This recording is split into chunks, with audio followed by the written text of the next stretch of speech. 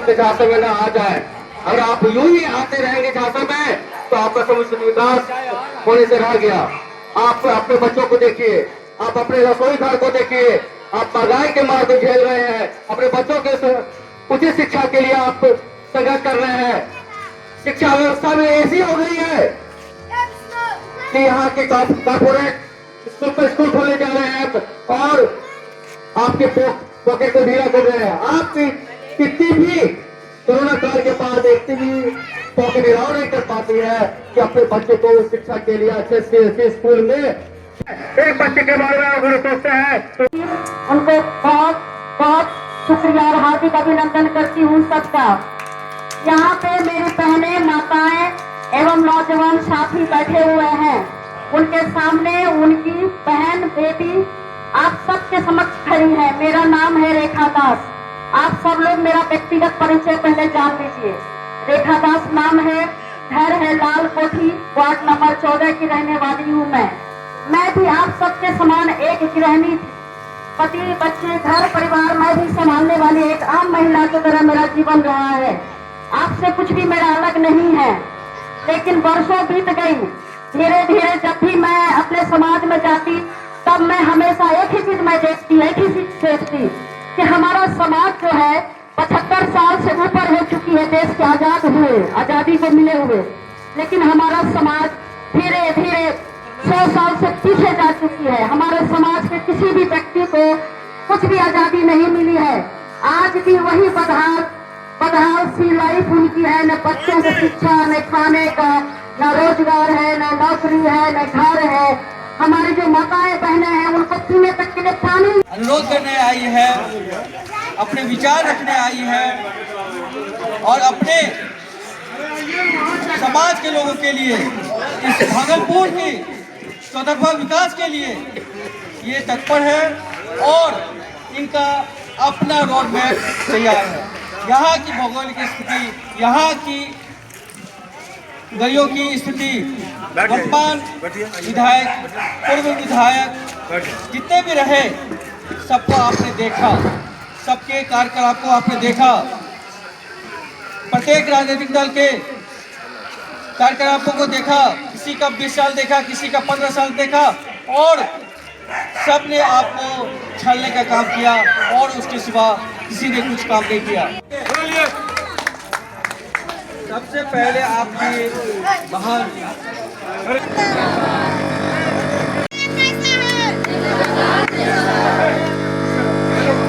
हाथी छाप जिंदाबाद, हाथी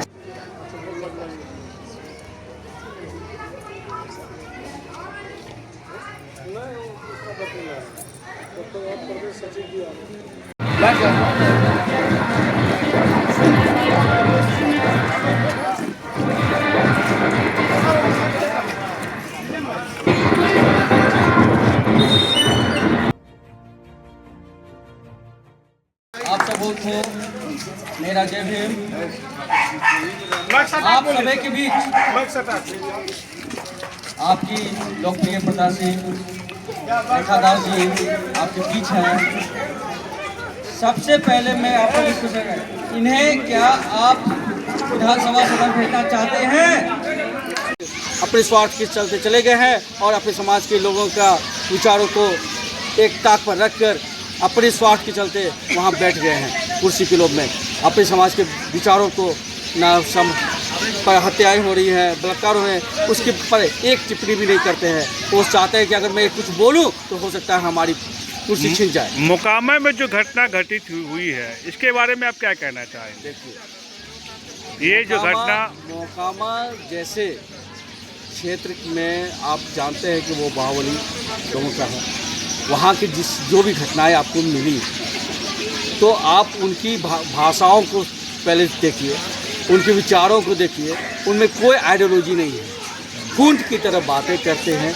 उनकी सीधी सी बात है, किसी भी तरह हमें सत्ता में आना है और उसमें लोग, वहाँ के सीधे दबंग लोग अपने सत्ता के लिए जो कुकृत किए हैं, जो घटना को अंजाम दिए हैं, वो निंदनीय है। वो हम बहन जी भी उस पर ट्वीट की है। इस तरह की नहीं होनी चाहिए। हम भी चाहते हैं कि इस तरह की घटना जो मोकामा में घटी है वो किसी और जगह ना हो। उस पर प्रशासन सरकार को उस पर एक्शन लेना चाहिए, उस पर कार्रवाई करना चाहिए। जिससे उसका वो कार्रवाई का छलावा करके दिखा रही है वो सरासर गलत है और इस पर निर्वाचन आयोग को सख्त से सख्त बड़ी कार्रवाई करनी चाहिए। आपने तो हर क्षेत्र का दौरा किया है और आप बताइए कि कैसा समीकरण बनेगा इस बार। देखिए, इस बार तो मैं आपको साफ शब्दों में बताना चाहता हूँ आपके माध्यम से, संक्षिप्त में कि हमारे बिना बिहार में किसी की भी सरकार नहीं बनने जा रही है। ठीक है, और आप अपने माध्यम से अगर कहीं जाते होंगे तो हमारी आवाज़ हर घर में जा रही है। लोग हमें एक विकल्प के रूप में देख रहे हैं। लोग अब दूसरे पार्टियों को देख कर तंग आ गए हैं। अब चाहती है बदलाव और सबका नज़र, सबकी दृष्टि हमारी पार्टी की ओर है। भानु मायावती की जो कार्यशैली है वो कार्यशैली अब बिहार में भी देखना चाहती है। और इस बार मैं आपको आश्वस्त करना चाहता हूँ, बिहार की जनता को भी को एक बात हम कहना चाहते हैं कि आप इस बार देखेंगे कि हम इस बार सत्ता में हमारी पार्टी किस तरह से सहयोग करेगी और जो भी सरकार बनेगी उसमें हमारी भागीदारी सुनिश्चित रहेगी। हमारे बिना किसी भी की सरकार नहीं बनने जा रही है। चलो ठीक, धन्यवाद। बहुजन समाज पार्टी के जोन इंचार्ज और स्टार प्रचारक, हम भागलपुर की जनता से अपील करना चाहते हैं कि रेखा दास को हाथी छाप पर मुहर लगाकर भारी से भारी संख्या में उनको विजय बना दें। ये हमारा कहने का मतलब है कि भागलपुर की जनता भागलपुर को देख रही है। यहाँ की जनता, सारे समाज की जनता, सिर्फ बहुजन की जनता नहीं, सारे समाज, सर्व समाज की जनता यह देख रही है कि भागलपुर की स्थिति क्या है। जाम, कहीं नाला नहीं है, कहीं पानी का व्यवस्था नहीं है, यहाँ तक कि यहाँ का बस स्टैंड में शौचालय की व्यवस्था नहीं है। लोगों का त्राहिमाम जाम से हो रही है। इस भागलपुर की जनता त्राहिमाम है, हाँ, भाजपा और कांग्रेस से। इसलिए तीसरा विकल्प के रूप में बहुजन समाज पार्टी ही है जो सारी चीज़ों की निदान कर सकती है। इसके लिए रेखा दास को हाथी छाप पर मुहर लगाकर उसको विजय बनाए। नमस्कार, आदाब, मैं सैयद रियाज अहमद, चैनल में आपका बहुत बहुत स्वागत है। हमें ये बताइए कि भागलपुर विधानसभा क्षेत्र में सभी उम्मीदवार अपने अपने वादे के लिए अपने अपने मुताबिक कह रहे हैं कि हम विजय हो जाएंगे। आप बहुजन समाजवादी पार्टी से खड़ी हुई हैं, तो भागलपुर की जनता जानना चाहती है कि अगर आप विजय हो गई तो आपका एजेंडा क्या रहेगा। सबसे पहले आपको नमस्कार, आपके चैनल को भी नमस्कार और मेरे बहुजन समाज पार्टी को भी नमस्कार कि उनकी वजह से आज मैं यहाँ पे खड़ी हूँ। रही बात एजेंडा की, हमारा एक ही एजेंडा है, वो है विकास। जो आज तक भागलपुर में मौजूदा विधायक जो 15 साल रह चुके हैं, उन्होंने कुछ भी विकास नहीं किया है। ज़मीनी स्तर पे चारों तरफ गंदगी है, रोड पे जाम ही जाम है, नाले में कूड़े भरे हुए हैं, महिलाओं को पानी नहीं है, शिक्षा नहीं है, रोजगार नहीं है, स्कूल में अच्छी भोजन बच्चों को नहीं मिलती, आंगनबाड़ी में। यहाँ पे देखिए इतनी जाम की समस्या है, जहाँ 10 मिनट में जाना चाहिए वहाँ 2 घंटे लोग अटके रहते हैं। अगर हम जीतेंगे तो भागलपुर से फ्लाइट सेवा भी शुरू करवाएंगे। ये हमारा एजेंडा है, बहुत सारे हमारे एजेंडा है। बुनकरों के लिए बहुत ज़्यादा समस्या है। बुनकरों के लिए, क्योंकि जो है नाथनगर सिक्स सिटी के नाम से जाना जाता है और कपड़ा उद्योग का काफ़ी फेमस है नाथनगर, उसकी समस्या के लिए, उसके लिए अपने क्या कुछ कदम उठाएं। देखिए, उनके लिए हम बहुत जल्द कोशिश करेंगे। जब हम जीतेंगे, सत्ता में आएंगे, हमारी सरकार उनकी जो बुनकरें जो आज तक बंद हो चुकी है मिलें, इसको हम चालू करवाएंगे, उनका हक और अधिकार दिलवाएंगे, रोजगार उनका शुरू करवाएंगे और हमारी भागलपुर जो सिल्क सिटी के नाम से जानी जाती है, फिर से वर्ल्ड लेवल पे आएगी हमारी भागलपुर सिटी। लेकिन मुकाबला टक्कर का मुकाबला है, क्योंकि यहाँ पर जितनी भी पार्टियाँ हैं, जैसे कि एनडीए है, महागठबंधन है, फिर आपका बहुजन समाजवादी पार्टी है, टक्कर का मुकाबला है। तो कैसे आप इस संघर्ष को सामना करेंगे आप? देखिए, मुझे तो नहीं लगता टक्कर का मुकाबला है। जनता मेरे साथ है, जनादेश मेरे साथ है। जहाँ मैं जाती हूँ सबका भरपूर सहयोग मिलती है और दूसरी पार्टियाँ जहाँ जाती हूँ उन्हें खदेड़ दी जाती है। तो मुझे पूरा विश्वास है कि मैं भागलपुर से जीतूंगी और जनता का जनादेश, उनका प्यार मेरे साथ है। निर्वाचन आयोग का आदेश है कि पहले जलपान फिर मतदान, तो आप क्या कहना चाहेंगे हमारे चैनल के माध्यम से? आपके चैनल से यही कहूँगी, पहले मतदान होगा, उसके बाद ही समाज का विकास होगा। और एक बात और, महिलाओं के लिए खासकर आपने यहाँ पर एक बात भी रखी है कि अगर हम विजयी हो जाते हैं तो मेरे लिए महिलाओं के लिए सबसे बड़ा योगदान रहेगा, क्योंकि अभी एनडीए द्वारा जो कि महिलाओं के लिए सहायता राशि 10,000 रुपया दिया जा रहा है कि आपकी सरकार अगर बनेगी तो अगर आप विधायक बनेंगे भागलपुर के लिए तो आप क्या करेंगे? देखिए, जो एनडीए की सरकार 10,000 रुपये दे रही है, वो 10,000 रुपये आपको भी, पूरी समाज को भी पता है कि 10 रुपये जो योजना है वही राशि उन्हें दी गई है। मैं भी तो यहाँ की महिलाएं हूँ, मुझे तो नहीं मिली, बाकी सारी महिलाओं को नहीं मिली है।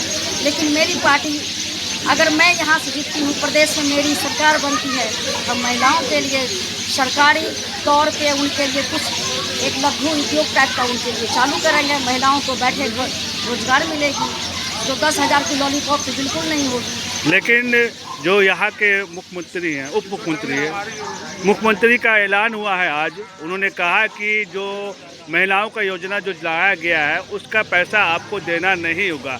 क्या इसमें कोई सच्चाई है? बिल्कुल झूठ है, वो तो उनको ठगा दिया है और बहुत सारे महिलाओं के पैसे काट भी लिए गए हैं। देखिए, जब चुनाव आते हैं ना तो भर के वादे किए जाते हैं।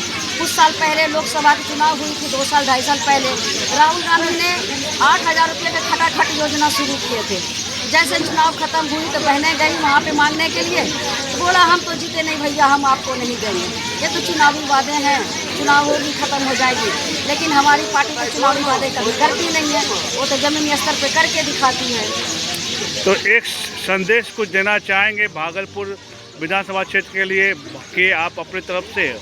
जी, मैं भागलपुर विधानसभा 156 की उम्मीदवार रेखा दास।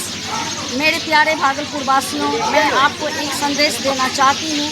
मैं चाहती हूँ कि आज तक देखिए भागलपुर में कोई भी विकास नहीं हुआ है। इस बार आप लोग बदलिए, रेखा दास को लाइए, एक मौका हमें दीजिए। देखिए, जो कुछ आज तक नहीं हुआ वो हम सब कुछ करके देंगे। हम झूठी वादे करने वाले पार्टी नहीं हैं, हम लॉलीपॉप देने वाले नहीं हैं, हम हकीकत में बदलने वाले हैं और समाज में विकास करने वाले हैं। शिक्षा लाएंगे, सबको शिक्षित करेंगे, चारों तरफ विकास होगी, रोड पे गंदगी साफ करवाएंगे, नाले साफ करवाएंगे, बिजली, पानी, घर, और गरीब जो हैं सबसे ज़्यादा शोषित वंचित हैं उन्हें पक्का मकान देंगे, फ्लैट देंगे बना के, ज़मीन देंगे उन्हें बना के। भागलपुर से हवाई सेवा शुरू करवाएंगे, जो सबका सपना है। हम चाहते हैं कि सच में भागलपुर हमारा स्मार्ट सिटी बने। भागलपुर को एक और संदेश आप अपनी तरफ से देना चाहें कि 11 तारीख को जो इलेक्शन है, आप अपनी तरफ से, पार्टी की तरफ से क्या मैसेज देना चाहेंगी कि ज़्यादा से ज़्यादा मतदान करने के लिए? हम अपनी पार्टी की तरफ से संदेश देना यही मैं चाहती हूँ कि भागलपुर की जनता इस बार विकास के नाम पे वोट दें, ना कि झूठी वादों के नाम पे वोट दें। गठबंधन और महागठबंधन, महागठबंधन है। हमारी जो बीएसपी पार्टी है अकेले दम पे लड़ने वाली पार्टी है, कभी किसी के साथ गठबंधन नहीं करती है और अकेले दम पे लड़ती भी हैं, जीतती भी हैं, समाज का विकास भी करती है। जितनी गठबंधन होगी उतनी खिस्तान होगी, जनता को कोई भलाई नहीं होगा। इस बार भागलपुर की जनता आप सब मिलके शिक्षा के नाम पे, विकास के नाम पे वोट दीजिए और अपनी बहन रेखा दास को जिताइए भागलपुर से। धन्यवाद।